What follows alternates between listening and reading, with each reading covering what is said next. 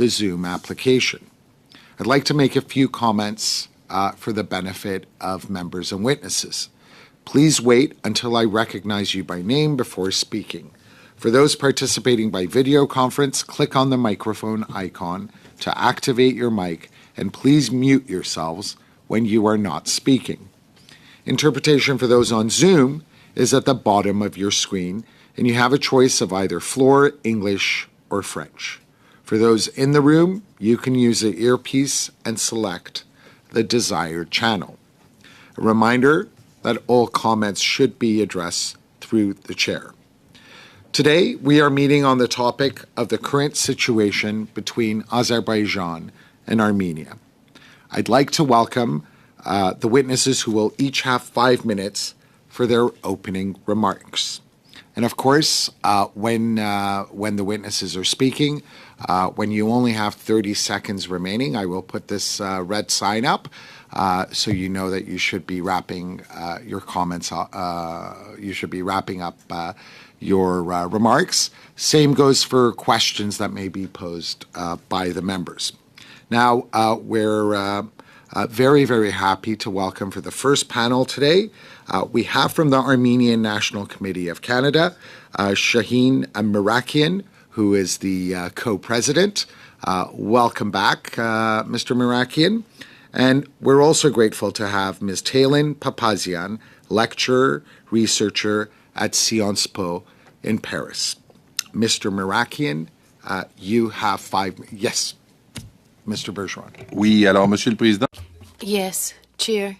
3 small points. First of all, you've said that we're going to be looking at the situation between Azerbaijan and Armenia today. Now, I don't want to be too fussy, but I thought we were looking in particular at the question of the Lachin corridor. And secondly, I wanted to make sure that the sound tests have been carried out successfully with our witnesses who are joining us by video conference. And then thirdly, Chair, you'll know that we'd asked for the Foreign Affairs Minister to come to our committee. So could you please give us the most recent developments about the availability of the Minister? Very much, Mr. Bergeron. First issue you was raised, you're absolutely correct. This is pursuant to 1064 that was submitted by you and other members. So it is about Lachin Road.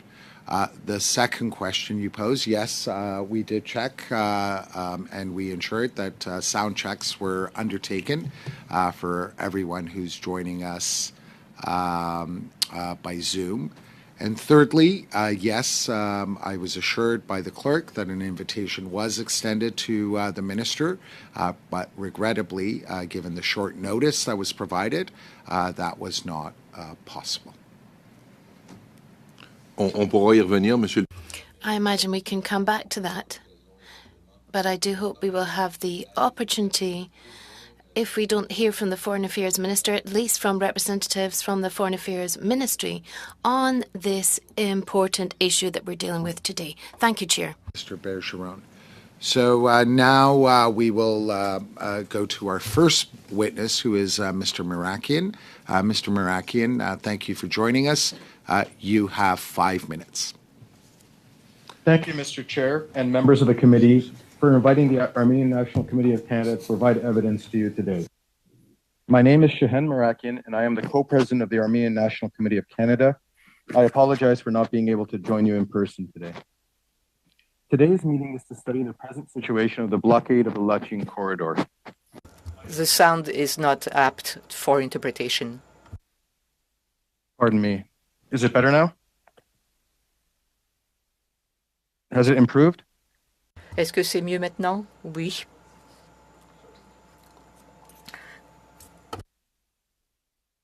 Today's meeting is to study. Que vise la réunion d'aujourd'hui? Of the Lachin corridor. My evidence today will not go into detail about the background and the current circumstances of the blockade of the Goris-Stepanakert highway through the Berdzor-Lachin corridor by groups directed by the Azerbaijani government. Instead, I will discuss the impact of the blockade on the Armenian Canadian community and Canada's role in preventing this ongoing genocide.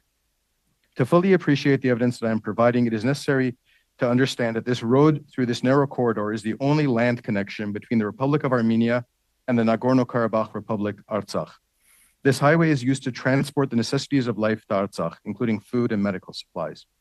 It is also used to transport patients to better equipped hospitals in Armenia, which is particularly important during the global pandemic. In addition to the Gori-Stepanakert highway, the Lachin corridor contains a pipeline supplying natural gas from Armenia to Artsakh. The connections providing electricity and telecommunications connectivity from Armenia to Artsakh are also in the area of this corridor, though not necessarily directly within its territory. Therefore, in addition to blocking the transport of supplies on the highway, Azerbaijan also has the ability to block the supply of gas and electricity to Artsakh and Artsakh's ability to communicate with the outside world. In the most basic terms, the safety and survival of Artsakh's 120,000 current residents is entirely dependent on the Lachin corridor and surrounding areas remaining free of any disruption to the free movement of people and supplies from and to Armenia. Since December 12, 2022, there has been an almost complete cessation of the movement of traffic on the road and periodic significant disruptions of the supply of gas, electricity, and communications. This has resulted in a humanitarian catastrophe that has had a significant impact on the Armenian Canadian community. Every member of the community has a significant connection to at least one person in Artsakh. These are their relatives and friends who are trapped, starving, and freezing. For our community, this is not some peripheral story about the waning of Russian influence or some philosophical argument about how to enforce international law. For us, we know that despite their defiance and unbreakable spirit, the Azerbaijani blockade is a serious and constant threat to the lives of our acquaintances and the survival of Artsakh's people. This is exactly the kind of situation that requires intervention from the international community, including Canada. For us, the time for patience or debate has long since passed. The issue is long past the need for further study. On December 14, 2022, the Canadian government called on the Azerbaijani authorities to open the road and said that it was following the closure of the corridor closely. I am almost certain the Canadian government completely underestimated the gravity of the situation at that point. The government probably thought that Azerbaijan was just putting some pressure on Armenia. They assumed someone else would take care of it. They believed their concern would be sufficient. At that time, the Armenian Canadian community warned the government about the gravity of the situation. We explained that without actual concrete action from the international community, the Azerbaijani government would never end the blockade. And unless there were real consequences, there would be no end to the Azerbaijani threats to the life of the people of Artsakh and Armenia. Today, we are repeating those concerns, this time backed up by the experience of the past 6 weeks. We call upon the Government of Canada to use its moral standing and considerable international influence to work with our allies to immediately end the Azerbaijani blockade and put in place the necessary conditions to assure the security of the people of Artsakh. Canada must raise this issue in all international bodies where it and Azerbaijan are both members, including the United Nations, the Organization for Security and Cooperation in Europe, and the Parliamentary Assembly of the Council of Europe. Canada must treat this situation as a foreign policy priority. We are confident the Government of Canada will be more receptive, and this time we expect to see tangible steps taken immediately. Thank you. Thank you very much, Mr. Marakian. We now go to Ms. Papazian. Ms. Papazian, you similarly have 5 minutes. Mesdames et messieurs les députés. Ladies and gentlemen, MPs, honourable members of this committee, as Mr. Marakian has just said, there's a corridor of 5 kilometres that the only connection between the enclave of Nagorno-Karabakh and the outside world. And the outside world itself is half enclave because Armenia has 2 borders that are closed out of 4 with Turkey and Azerbaijan. And that has been the case for 30 years. Since its military victory in Karabakh, Azerbaijan is unfortunately in a process of radicalization that's taken place very quickly, and it has 2 aims. First of all, Azerbaijan wants to put an end to what's happening in Nagorno-Karabakh, and instead of believing the autocrat Aliyev. In fact, military operations are taking place on the contact lines in Nagorno-Karabakh, where we have the Russian troops that have been based since the 9th of December 2020, and it's also taking place at the frontier between Armenia and Azerbaijan, and this has taken place in 2021 and 2022, these types of military incursions. And the second aim is to actually break through a second corridor, and that's the official language that's been used by Mr. Aliyev. He wants this corridor to be set up in the south of Armenia, which would allow Azerbaijan to have a land connection between mainland Azerbaijan and the exclave of Nakhchivan, which has the status of an Azerbaijan autonomous republic. Mr. Aliyev wants to establish a corridor that would be equivalent to the Ardachin corridor.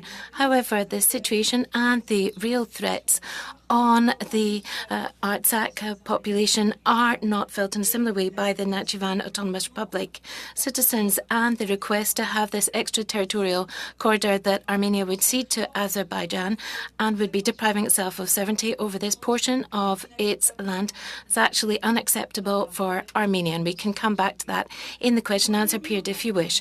Now, the means that's been used by Azerbaijan is the systematic recourse to ultra-violence, which is exerted by its armed forces, and it's also supported by a big majority of the Azerbaijan population because it's been fed with different phobias for different decades, and they want to deny any human status or ever consider Armenians as potential victims. When it comes to the military side of things, Azerbaijan is much stronger than Armenia. Azerbaijan has invested enormous sums thanks to the oil export revenue to modernize its army and its equipment since 2010, and the main suppliers are well known for the quality of their arms, namely Turkey and Israel. And they've got cutting-edge technology and high quality. And military cooperation is very strong and is very much pursued between the Turkish army and the Azerbaijan army. However, Armenia is having more and more difficulties with Russia. It's an ally, but only an ally on paper. And Armenia has recently refused that military drill exercises be carried out collectively within the Collective Security Treaty Organization. Has refused to have these military exercises on its land, and the last delivery of equipment from Russia to Armenia dates back to 2019. And the Prime Minister has said that there's been great pressure exerted on Russia by Armenia to open up this famous Nakhchivan corridor as a possible request for attaching Armenia to Belarus and Russia. And now a final point. Armenia is suffering from international isolation, so it's at the mercy of the hungry appetite of its neighbour. Azerbaijan has important international partners. It has important trade partners because of its oil and gas production. It also has accomplices. And if you listen to the Belarus autocrat Lukashenko saying to the Armenian Prime Minister at the end of October 2022, Aliyev is our man. And so 2 days before the Russian invasion of Ukraine, Azerbaijan and Russia had signed a strategic agreement on the 22nd of February 2022 to beef up diplomatic and military cooperation between these two countries. And for Azerbaijan, from President Aliyev, that meant that Russia is now considered to be in an alliance with Azerbaijan. And since the Russia-Ukrainian war, Azerbaijan has been important in order to get round sanctions. For example, with what's been happening with Gazprom, it's been very explicit because there's a new contract that's being concluded with Sokar, which means that Russian exports can go through Azerbaijan, and that took place, or is going to take place, between November and March. So with the weakening of Russia and Ukraine, the destabilization of the South Caucasus region is very much underway. So you've got the most volatile ceasefire from the ex-Soviet Republic, because this ceasefire until very recently has really not been on the international radar, nor has been covered by any monitoring system. But it would seem in the last few weeks there has been some awareness raising, and people are becoming aware of the seriousness of this 44-day blockade in Nagorno-Karabakh. The UN Security Council made an attempt to actually get a statement accepted, and it was supported by 11 out of 15. Conclude your opening remarks in the next 30 seconds, please. Thank you. Oui, absolument. I'm afraid the interpreter doesn't have any of the notes, and it's very fast. So in terms of the statement, we have seen the U.S. Senate Committee and the UN Secretary of State has been calling for the reopening of reopening of the corridor, and there's two options that are being explored. First of all, to replace the Russian peacekeeping troops by another different type of peacekeeping force, and secondly, to open up an airlift. If no one acts, the blockade will continue, or in fact, it might end up just with more coffins due to Azerbaijan's action. Point of order, please.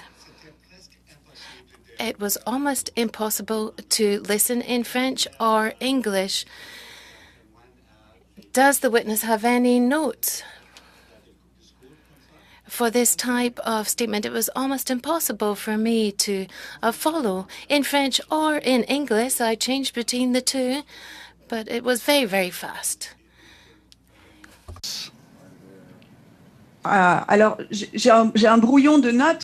I have some rough notes that I could send to you after the meeting, if, of course, it was difficult to follow. Aussi. I tried my best.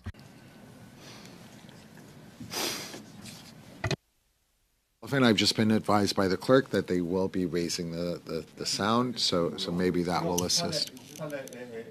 No? Okay. La vitesse. It was the speed rather than the sound in French and English. Yeah, no, that's what Mr. Oliphant was saying as well. It's always the case for us. You can ask. What's that? You can ask the witness to slow down. Yeah, absolutely. You have problems with translation also, but it's... Yes, We're even more faced with that situation than you are. So if I could just ask the witnesses to actually slow down a bit, so not only can the interpreters follow, but the members can also benefit from your remarks. So now we will follow with questions by the members. For the first round, each member has 6 minutes. And again, for the benefit of the witnesses, just so they know that they should be wrapping up their responses, once there's only 30 seconds remaining in the member's question and answer, I will put up this red sign. So for the first member, we go to Mr. Chong. You have 6 minutes, sir. Thank you, Mr. Chair. Protesters characterized as environmental activists have been reportedly blocking the Lachin corridor since the 12th of December 2022. And so my first question for our witnesses is, what exactly is the nature of the physical blockade? How many protesters are we talking about here? Are we talking about trucks that are being used, transport trucks being used to blockade the corridor? Is it a barricade that's been erected? What exactly is the nature of the physical blockade of the Lachin corridor?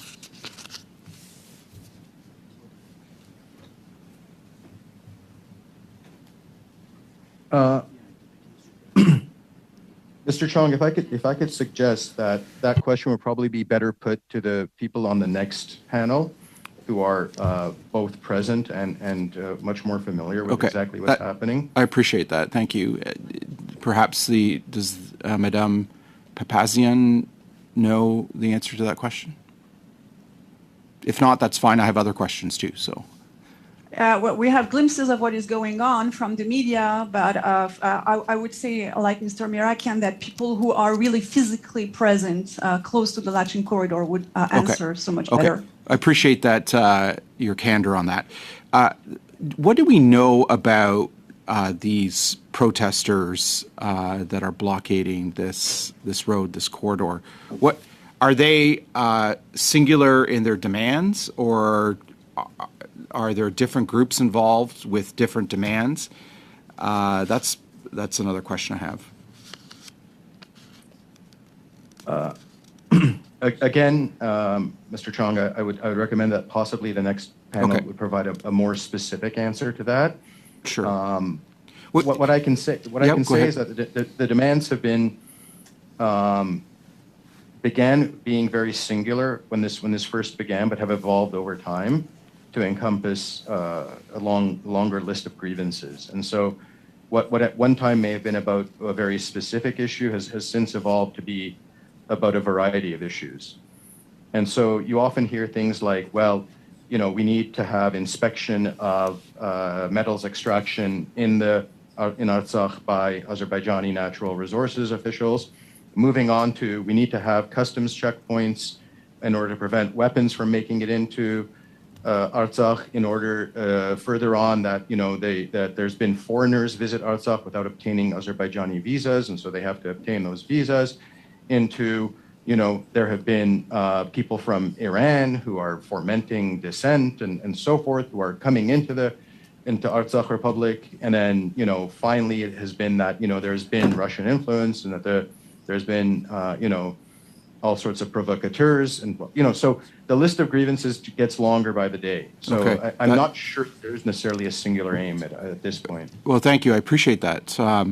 What explains the timing of the blockade that began on December 12th? Why did it start at that point? What's your view? What's your opinion as to why the blockade was erected at that time?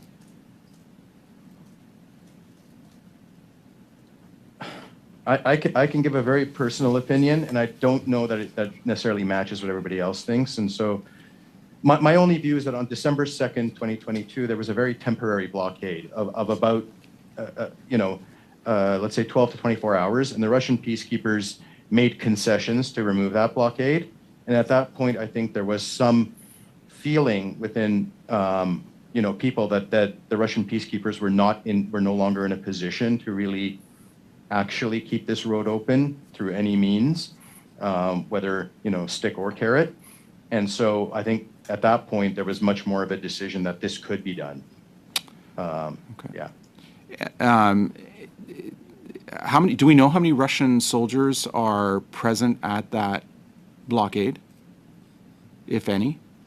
The entire Russian peacekeeping contingent was agreed upon in the November 9, 2020 statement between or among Russia, Armenia, and Azerbaijan to be 2,000 people, 2,000 soldiers. But that's along the entire border, is it That's not? along the entire line of contact, yeah, and the other area. But I mean, what the exact tactical deployment is of Russian peacekeepers as amongst themselves, I'm not sure anybody knows. Because I just asking because you suggested that the December 2nd blockade, in the December 2nd temporary blockade, that Russian soldiers were overwhelmed by the people doing the blockade, which gave them the impetus to then establish a more permanent blockade that we've now seen go on for over a month.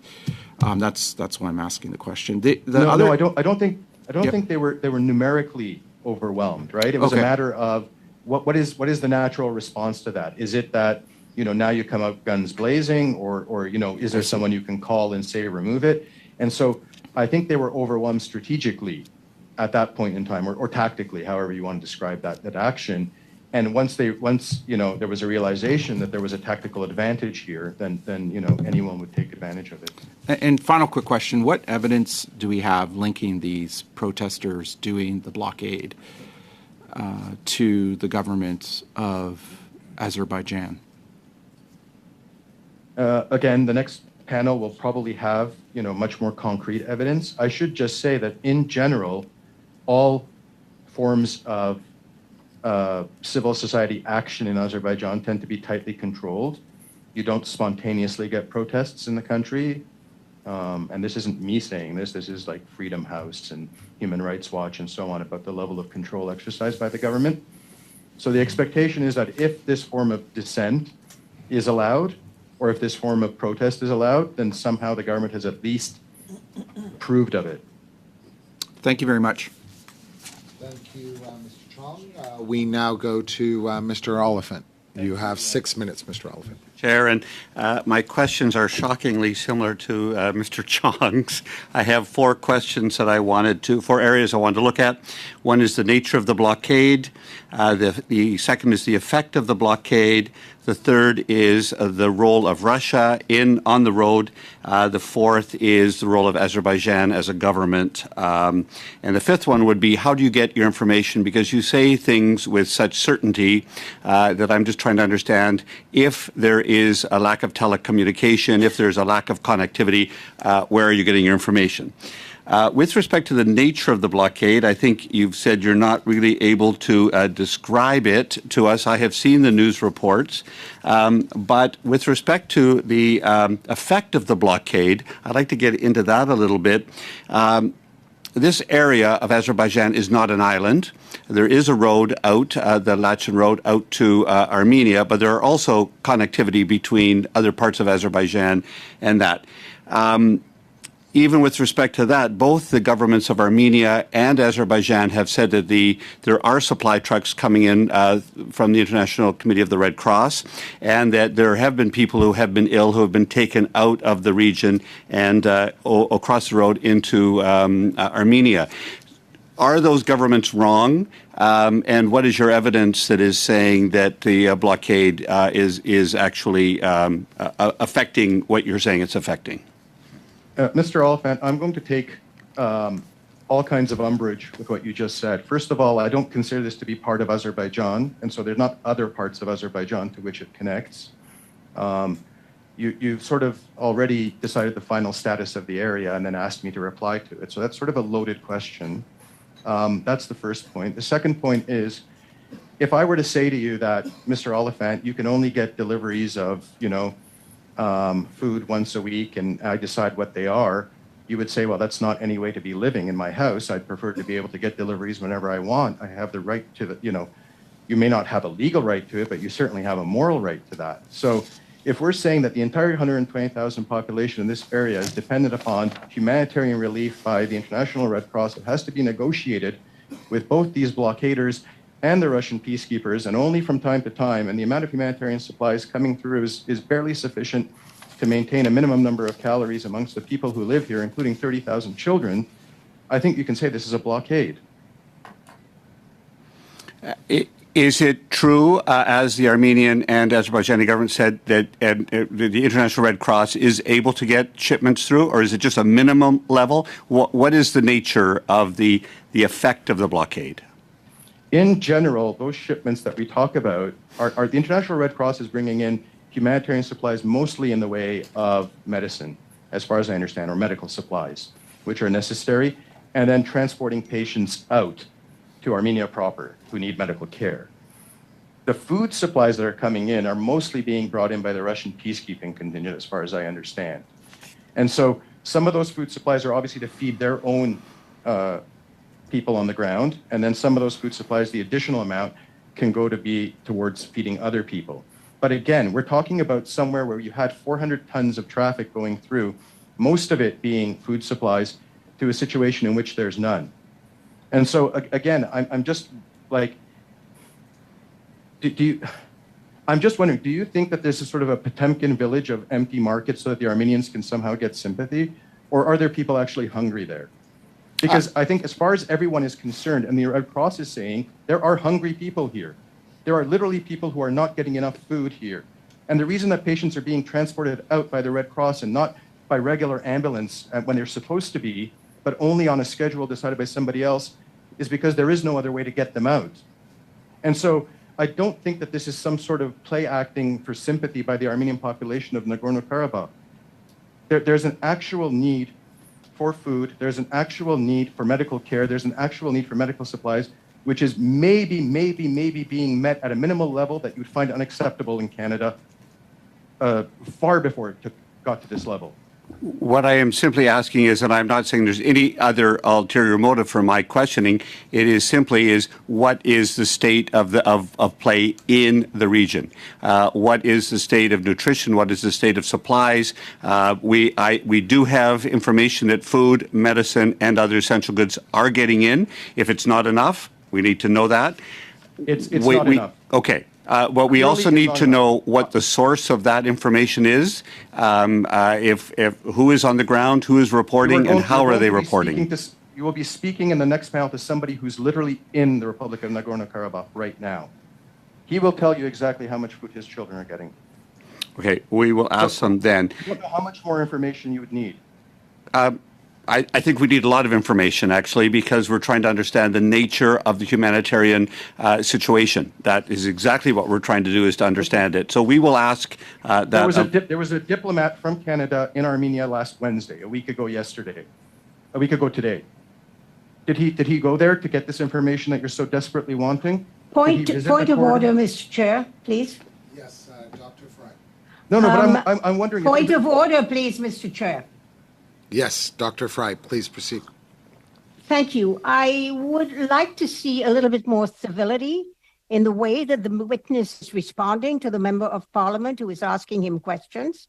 And I also think it would be respectful for him to let Mr. Oliphant finish his question before he cuts in. I would also like to hear from the other witness. Thank you.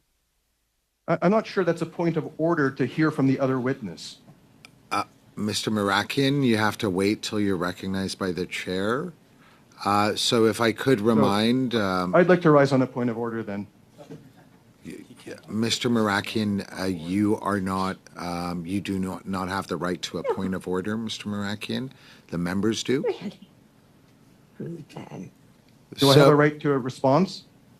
No, you do not. I'd like to ask the clerk if I have the right to a response. Mr. To a point of order. Mirakian, you do not have the right to a response, but you do have essentially 15 seconds remaining. But I would ask all the witnesses and the members as well to make sure that we are approaching today with the utmost decorum because we are all here to learn about the situation and would be grateful if everyone did cooperate. Mr. Mirakian, you have 15 seconds remaining. I think that, again... no, Mr. Mirakian was speaking and then there was the point of order. Yes, Mr. Mirakian, apologies. Please proceed. I will just say that I think Dr. Fry has misrepresented my advocacy for a lack of decorum. And I think I've been nothing but polite. I don't think I've used any unparliamentary language. I don't think I've spoken out of turn. I don't think I've interrupted. I've waited for Mr. Oliphant to finish and then I responded.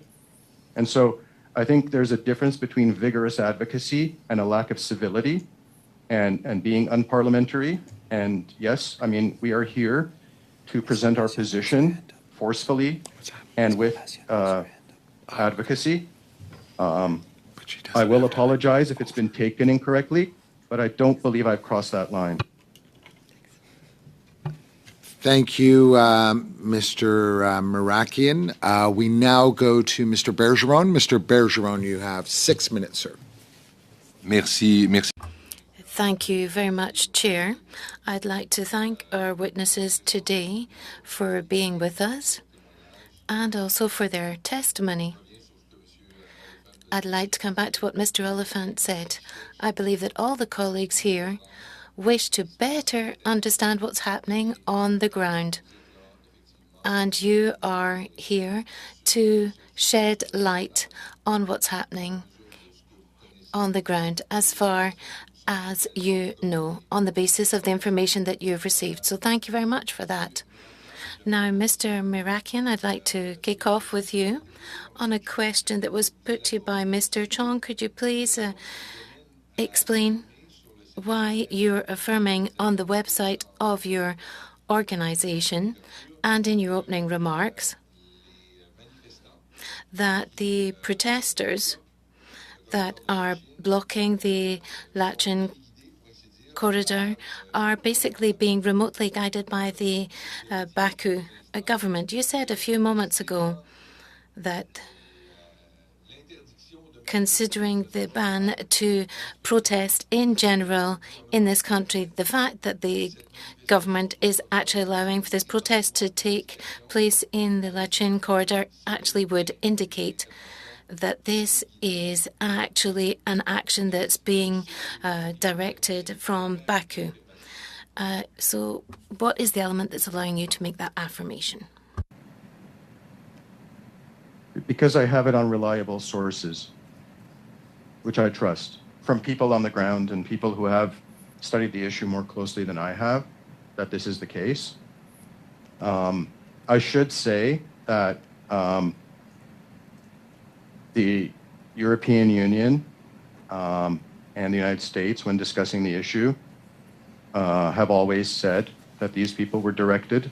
So I believe that people who have intelligence on the ground, including Western allies of Canada, have already come to this conclusion. So for me to come to a different conclusion would mean that I didn't trust the intelligence of our allies. Je vous remercie. Thank you very much for your answer. And I'd also like to come back to a question that was put to you by Mr. Oliphant. I understand that the way in which he worded it may have offended you, so I'll try and reword it. I believe that what Mr. Oliphant was seeking to discover, and I hope that I'm not badly interpreting his intentions, but basically he was trying to see whether over and above the Lachin corridor there are other roads that are working that link the Nagorno-Karabakh with Azerbaijan, and would these other roads allow for food and medicine to come in, or are these other roads all also blocked?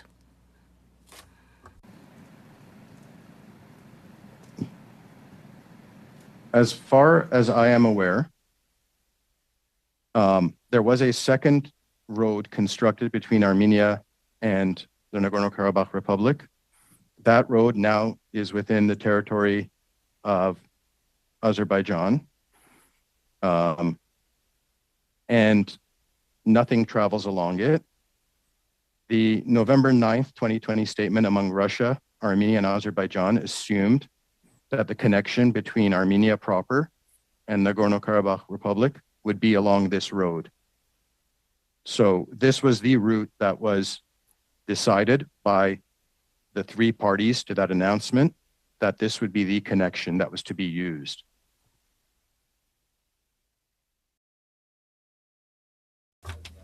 Could we please? So thank you very much for your very enlightening presentation. You were victim, so to speak, of a situation that we often experience, especially French-speaking members of committees, namely a witness that speaks very quickly because you've got lots of relevant points to make in a very short period of time, and they have to be interpreted as far as is possible by our brave interpreters, and MP Bergeron kindly thanks the interpreters for the work. So thank you very much for your presentation. I would look forward to receiving your written notes as well, because the last few elements that you were raising in your intervention, I think, were extremely relevant, and it's a pity that if we couldn't have access to these final comments. That means that Mr. Oliphant would then be able to see the whole of your presentation, and all of us then would be able to see your concluding points. So I have a simple question for a political observer such as yourself. Why do you think that Russia is not able to ensure that this corridor is reopened?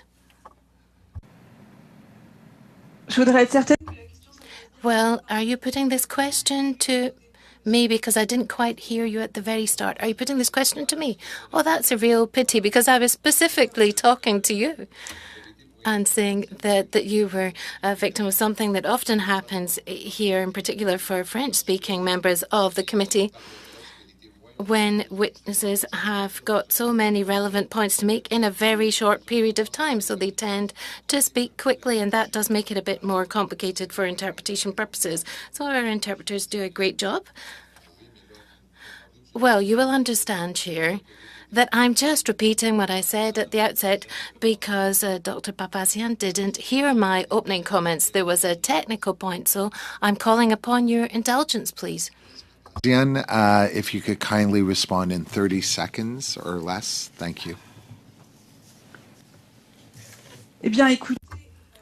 Well, there's two possible general scenarios to explain the fact that Russia and the Russian peacekeeping forces that are present on the line of contact between the Nagorno-Karabakh region, the rest of Azerbaijan, are not intervening. The first hypothesis is because they're not capable of doing this, because Russia is very much busy losing territory in Ukraine and getting bogged down in the war in Ukraine, and does not want to and cannot open up a second front, so to speak. And the second hypothesis is that Russia does not want to do this because Russia today has certain interests that very much match up with Azerbaijan's interests. These are economic in nature. As I said, Azerbaijan is one of the countries that's allowing Russia to actually alleviate the financial burden of international sanctions, in particular with the distribution of Russian oil, which goes to Azerbaijan and then comes into Europe. And the second point here is that once again, the matching of objectives between Azerbaijan and Russia to exert a maximum amount of pressure on Armenia to allow it to make concessions which would relate to Nagorno-Karabakh and also related to this future corridor that Azerbaijan is asking for that would go through the south of Armenia and would link Azerbaijan to Nakhchivan Autonomous Republic. Thank you. So we now go to the next member, Ms. McPherson. You have 6 minutes. Thank you very much, Mr. Chair. And thank you to our witnesses for being here today. I know this is a very emotional time. I know that all the members of this committee are trying very hard to get more information and get better understanding. So thank you for being here and sharing your perspectives. And I am looking forward to the next panel to get more information from what is happening directly on the ground. I think I'll start with you if I could, Mrs. Papazian. One of the things that we have, the role that we have as parliamentarians, as members of this committee, is to hear witnesses, hear testimony, and then provide recommendations to the Parliament. And I'm just wondering, from your perspective, what are the opportunities for peace building between Armenia and Azerbaijan right now? Are there any openings available at the community level? Does the United Nations have an important role? I know that has not moved forward within the Security Council to date, but I'm wondering if you could comment on what your recommendations would be for the next steps for this. En tant que député.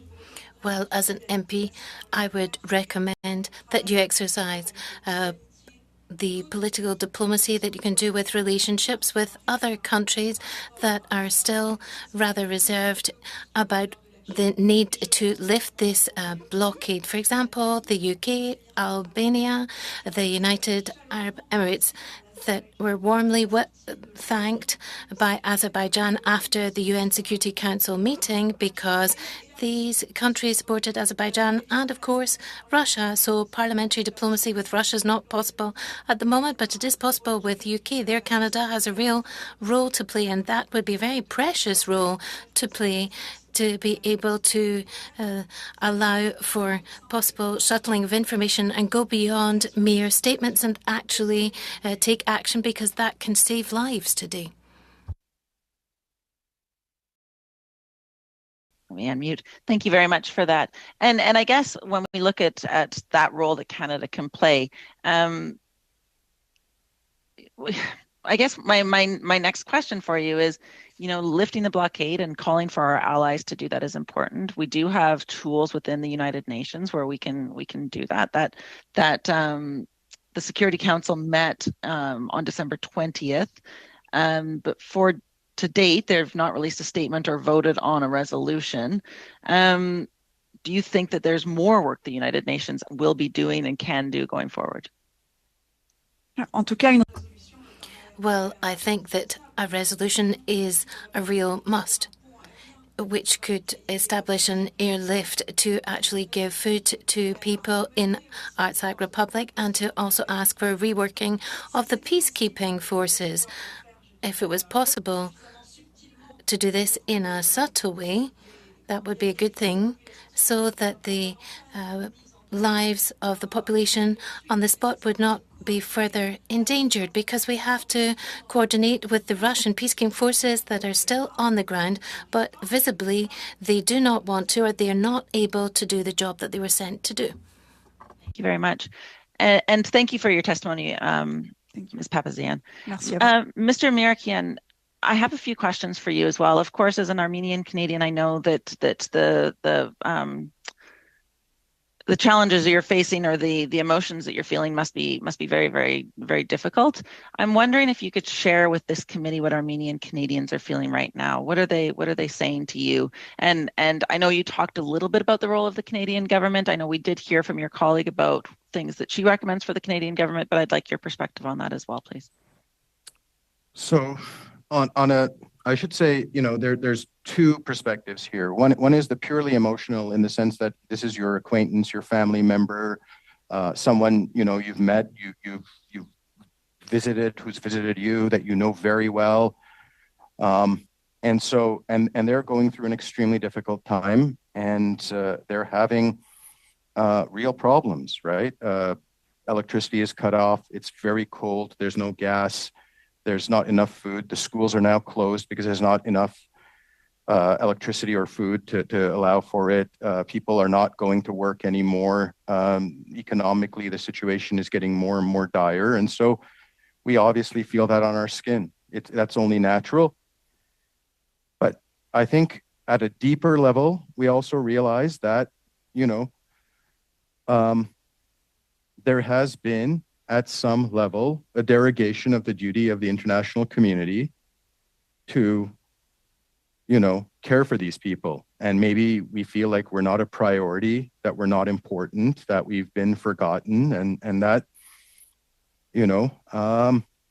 somehow these people are going to have to die, and to prove a point that the world can't look away. And I think that's very sad for people. We're a people that's used to being ignored and forgotten and so on. The Armenian genocide and the previous massacres, there was a lot of people who looked away, who didn't care about what happened to the Armenian people until it was too late. And then people were scrambling to feed the refugees, as if they couldn't remember why there were refugees.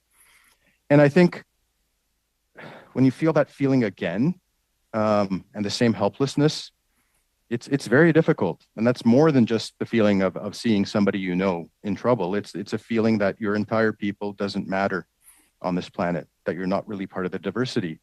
And I think the difference is that people should care. Canada should care. Canada has a role to play. Canada is a country that has a very strong moral compass, that believes in a rules-based international order, that believes in doing the right thing, and that cares. And Canada should care. If you make this a priority, it makes a difference. I don't believe that the influence of Canada somehow ends at the borders of Azerbaijan.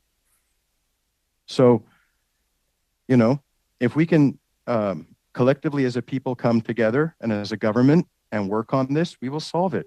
Canada is a powerful nation, and we have a real moral standing. So we have a role to play. And, that's it. Thank you very much. Madam McPherson.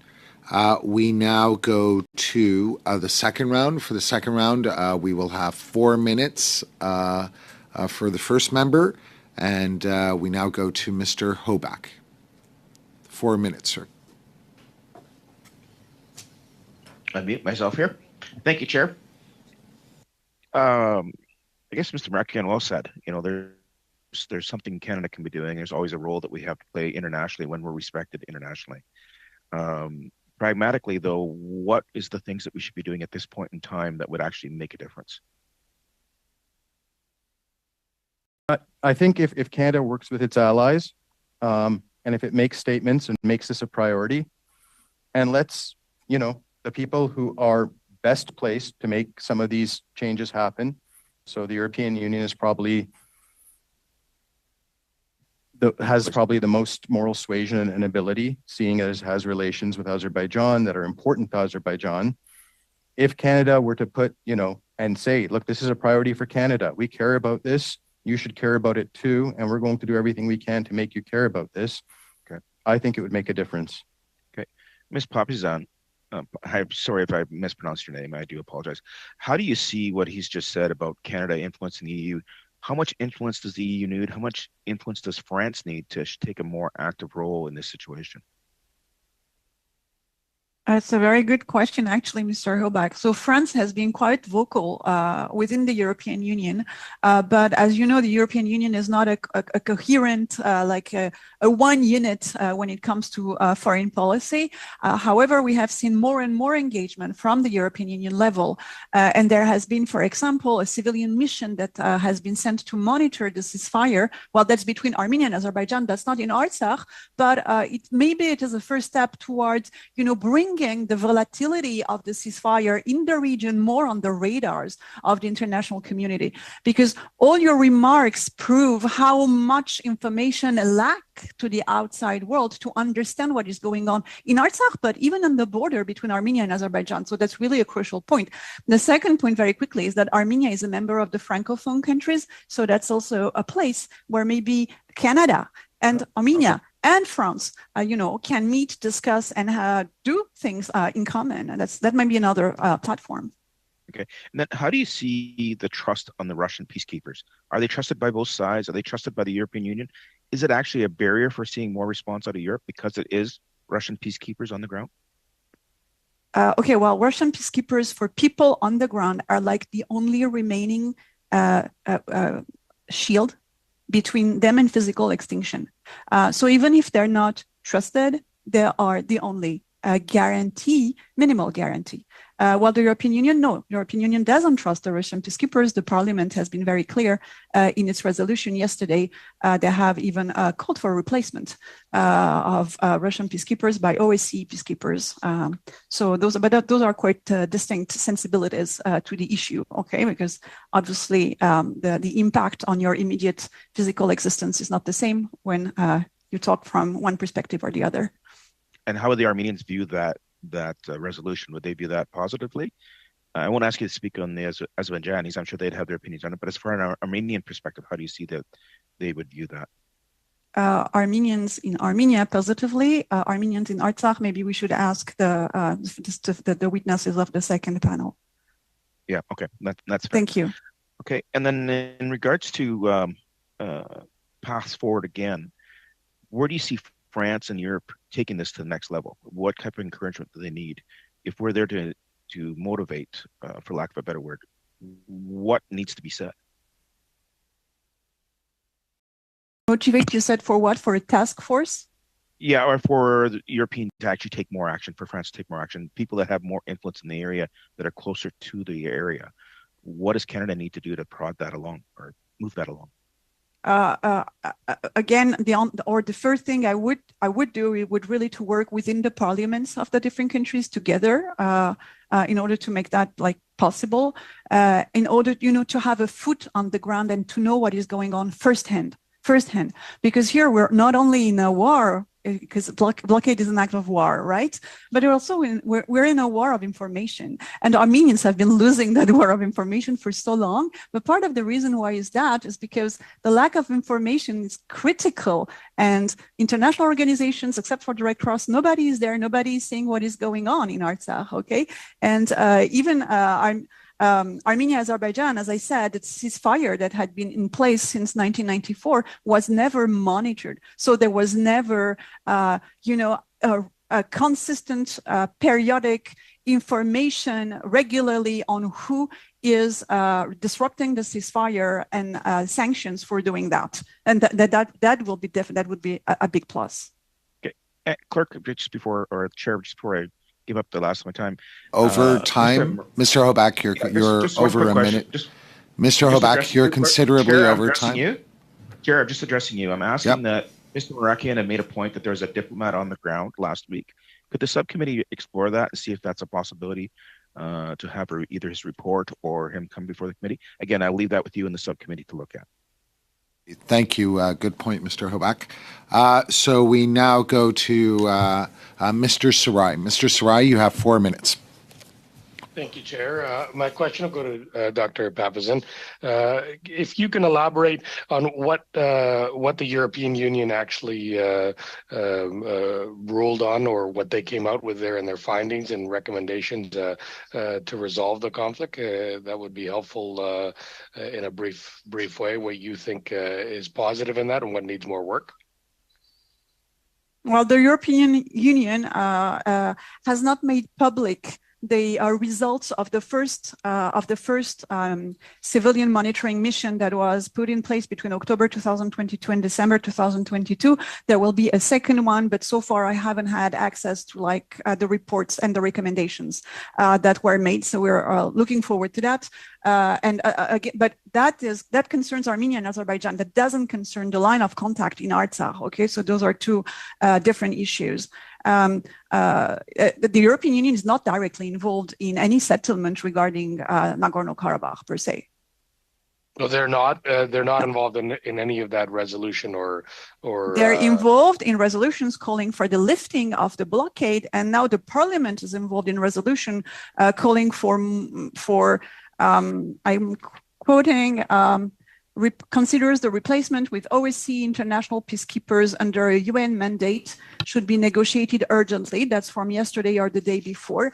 But that's all very new. I mean, it's underway currently, so I cannot be more specific. And do you see Russia's role diminishing in the region, especially in the line of the Lachin corridor, or do you see it staying as status quo? And what's your views on that? Well, so much depends on how quickly Russia weakens, and Russia is weakening very quickly. And the other factor that is very important to this for Azerbaijan, the sooner the Russian peacekeepers get out of the way, the better.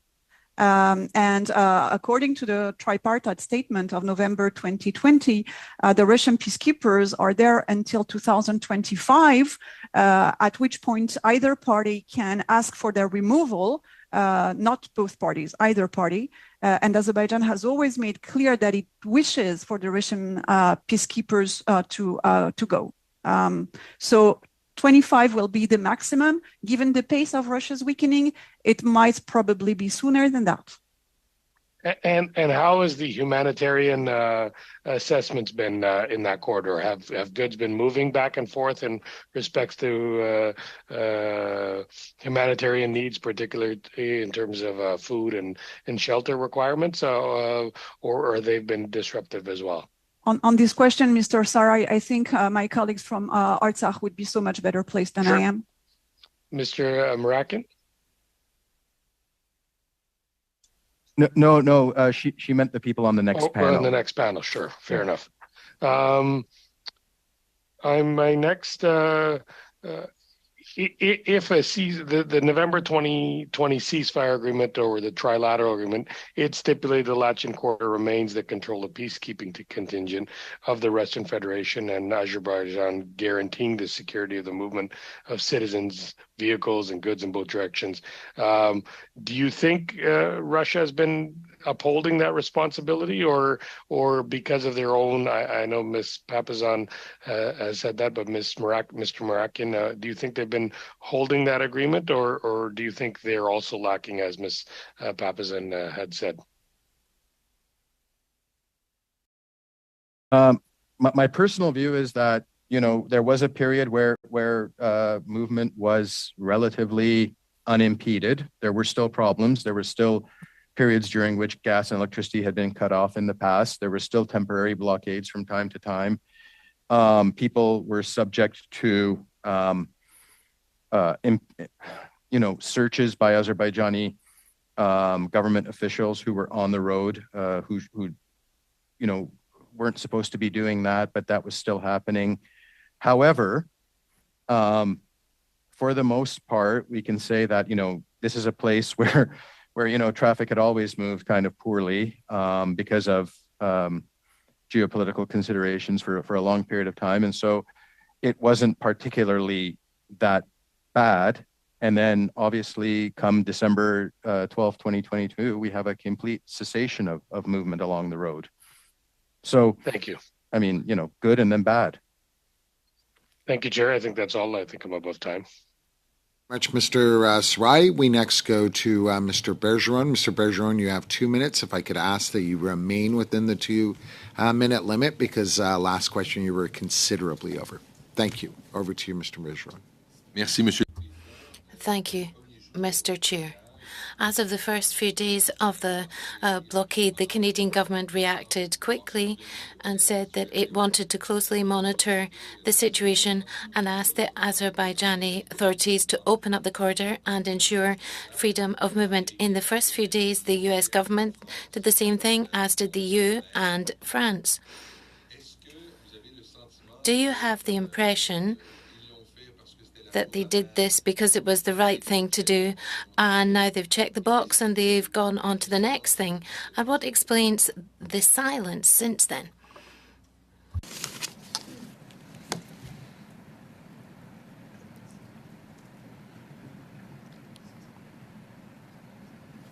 Sorry, was that question to me or? Pour celui ou celle. For whichever person would like to answer it.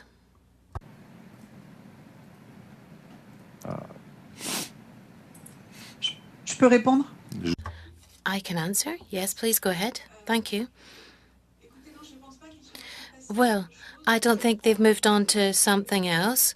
Quite the contrary. I think that gradually, since November 2020, in particular since September 2022, where Azerbaijan said there was going to be a big offensive against Armenia. It only lasted for 3 days, but during this offensive, Azerbaijan took up strategic positions on the Armenian territory, several tens of square kilometers. So I think that that event gradually sunk in amongst the international community and have shown the behavior and the way that Azerbaijan is going to resolve its conflicts with its neighbour. Instead of diplomacy, it's always going to take military recourse.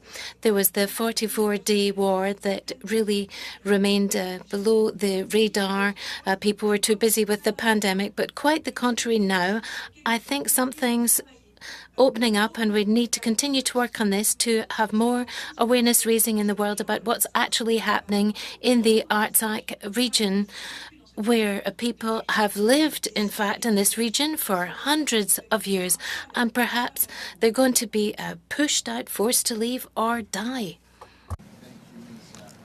Now we go to our last question. Madam McPherson, you have 2 minutes.